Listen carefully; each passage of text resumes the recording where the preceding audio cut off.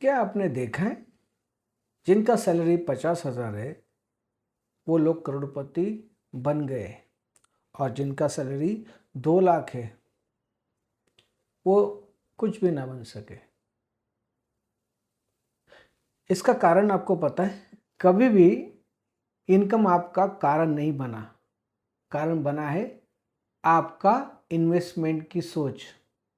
कारण बनी है आपकी इन्वेस्टमेंट की सोच या उसका अज्ञान।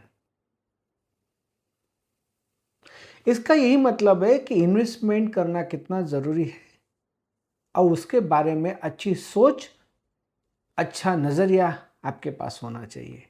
इस पॉडकास्ट का उद्देश्य यही है कि कैसी सोच रखनी है और कहाँ इन्वेस्टमेंट करना है और कैसे इन्वेस्टमेंट को अप्रोच करना है। हम पारंपरिक रूप में गोल्ड में करते हैं, एफडी में करते हैं और अभी शेयर मार्केट में लोग इन्वेस्टमेंट करने लगे। लेकिन बहुत सारे इन्वेस्टमेंट टूल्स है। मेरे हिसाब से 8 मेन इन्वेस्टमेंट ऑप्शंस है। इस वीडियो के माध्यम से आपको पता चलेगा कि कौन सा इन्वेस्टमेंट ऑप्शन या टूल आपके लिए अच्छा है और कौन सा अच्छा नहीं। इन्वेस्टमेंट के 8 वो ऑप्शंस। पहला है बैंक डिपॉजिट। आपको सबको मालूम है, जब भी हम बैंक में जाते हैं तो हमको 3 ऑप्शन दिए जाते हैं। एक तो आप सेविंग अकाउंट में डिपॉजिट करो या एफडी में डिपॉजिट करो या आरडी में डिपॉजिट करो। ये हर एक को मालूम है। यही हम 3 ऑप्शन चूज करते हैं जब भी हम बैंक में जाते हैं। इसके 3 फायदे हैं। पहला, कैपिटल सेफ्टी, यानी आपके पैसे सेफ रहते हैं बैंक में। सेकंड, लिक्विडिटी, यानी आप पैसे कभी भी निकाल सकते हो। और तीसरा, फिक्स इंटरेस्ट, यानी आपका एक रेगुलर इनकम जो फिक्स रहता है वो आपको इस इन्वेस्टमेंट के माध्यम से मिलता है। जब भी हम बैंक डिपॉजिट करते हैं तब हमको इंटरेस्ट मिलता है और जो इंटरेस्ट रेट होता है वो बहुत कम होता है। बैंक डिपॉजिट में इन्वेस्ट कब करना चाहिए? ये अपने कैपिटल का और आपको फिक्स इनकम चाहिए तब आपको बैंक डिपॉजिट में इन्वेस्ट करना चाहिए, अदरवाइज बिग नो। दूसरा है गवर्नमेंट स्कीम्स। ये कुछ गवर्नमेंट स्कीम्स है जिसमें आप इन्वेस्टमेंट कर सकते हो।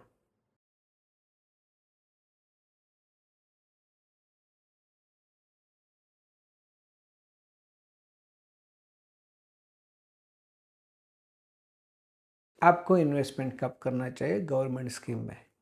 जब भी आपको कैपिटल की सिक्योरिटी चाहिए, सब्सिडी चाहिए या आपको टैक्स बेनिफिट चाहिए तो आपको इन गवर्नमेंट स्कीम में इन्वेस्ट करना चाहिए। इनमें एक दोष है कि आपका इनकम मल्टीप्लाई नहीं होता, लेकिन सेफ्टी बहुत अच्छी रहती है और इनकम टैक्स का बेनिफिट में इसमें मिल सकता है।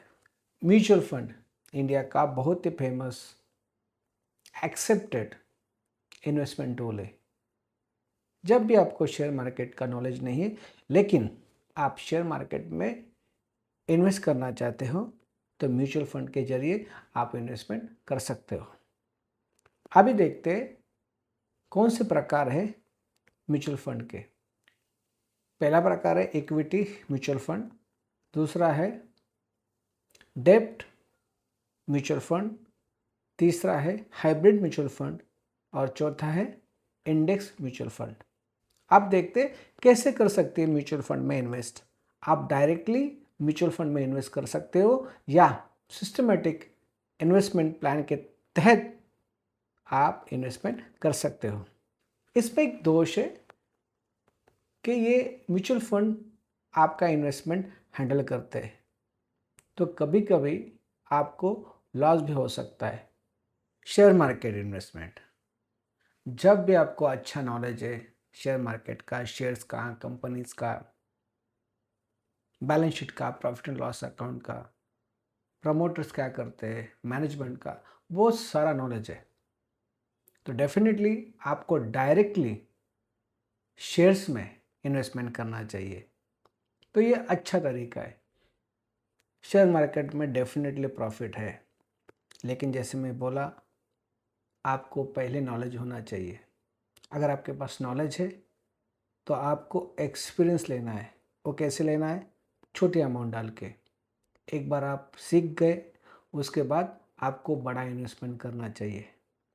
अगर ये तरीका आप फॉलो नहीं करते हो तो आप 100% लॉस में जाओगे। बॉन्ड्स, आप देखते हैं बॉन्ड्स, कंपनीज और गवर्नमेंट जब भी इनको पैसे की ज़रूरत है तब तब वो बॉन्ड इश्यू करते हैं। तो इनमें इन्वेस्टमेंट करने का फ़ायदा यही है कि एक नियमित आय आपको मिलती है और एक सेफ्टी, आपके कैपिटल सेफ हो जाता है। तो ये अच्छा तरीका है जहाँ पे आप इन्वेस्टमेंट की सोच सकते हो। इन्वेस्टमेंट करने से पहले आपका रिस्क और रिटर्न का एनालिसिस करना ज़रूरी है। गोल्ड एंड सिल्वर आप सभी का पसंदीदा इन्वेस्टमेंट टूल। जब भी आपको लग रहा है कि आपको इन्वेस्टमेंट भी करना है और आपको वो इन्वेस्टमेंट एंजॉय भी करना है, तो आपको गोल्ड और सिल्वर में इन्वेस्टमेंट करना चाहिए। आपको मालूम है, गोल्ड और सिल्वर में इन्वेस्टमेंट आप ज्वेलरी के बिना भी कर सकते हो। पहले तो हम जब भी इन्वेस्टमेंट के बारे में सोचते थे तो हम ज्वेलरी में इन्वेस्टमेंट करते थे, जैसे कि गोल्ड की ज्वेलरी, सिल्वर की ज्वेलरी। तो इसमें हम इन्वेस्टमेंट करते थे। लेकिन आज बहुत सारे विकल्प हमारे सामने हैं। कौन से हैं विकल्प? Gold ETF, gold mutual funds, silver ETF, ये बहुत सारे ऑप्शन हमारे सामने आज भी खुले हुए हैं। रियल एस्टेट, ये भी बहुत फेमस इन्वेस्टमेंट टूल है। बहुत लोग share market, mutual fund, gold investment छोड़ के रियल एस्टेट में इन्वेस्टमेंट करते आए हैं और रियल एस्टेट इन्वेस्टमेंट उनको बहुत प्रॉफिटेबल बना चुकी है। तो आज देखते हैं कि कौन से ऐसे ऑप्शंस है रियल एस्टेट इन्वेस्टमेंट में जहां आप इन्वेस्टमेंट कर सकते हैं। अगर आपको इन्वेस्टमेंट करना है तो आप कमर्शियल प्रॉपर्टी में इन्वेस्टमेंट कर सकते हैं, रेसिडेंशियल प्रॉपर्टी में इन्वेस्टमेंट कर सकते हैं, एग्रीकल्चर लैंड में इन्वेस्टमेंट कर सकते हैं। इसके बहुत सारे फ़ायदे हैं। आज की जो प्रॉपर्टी है वो अगर 10 लाख की है तो 10 साल के बाद वो 1 करोड़ की हो सकती है। तो इसमें बहुत अपॉर्चुनिटी है, लेकिन आपको इन्वेस्टमेंट करने से पहले लोकेशन देखना है। लोकेशन क्यों देखना है? क्योंकि रियल एस्टेट मार्केट का जो प्रॉफिट है वो लोकेशन पे बहुत डिपेंड है।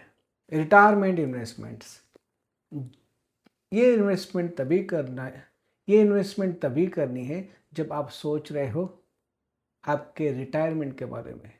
जब भी आप रिटायर हो जाओ तो आपको उसका बेनिफिट मिले।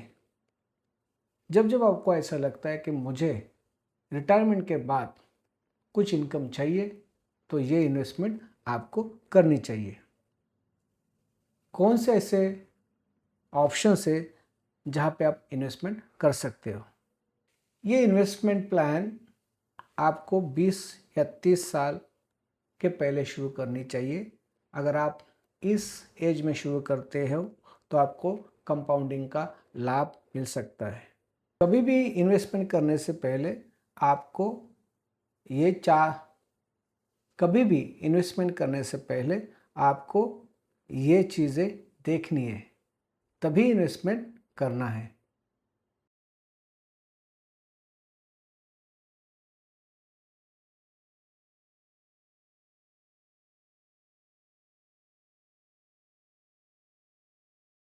माय डियर फ्रेंड, आपको ये पॉडकास्ट कैसा लगा इसके बारे में कमेंट कीजिए, और अगला टॉपिक किस विषय पर होना चाहिए इसके बारे में मुझे लिखिए, मुझे DM कीजिए, तो उसी तरह का टॉपिक मैं लाने की कोशिश करूँगा। धन्यवाद।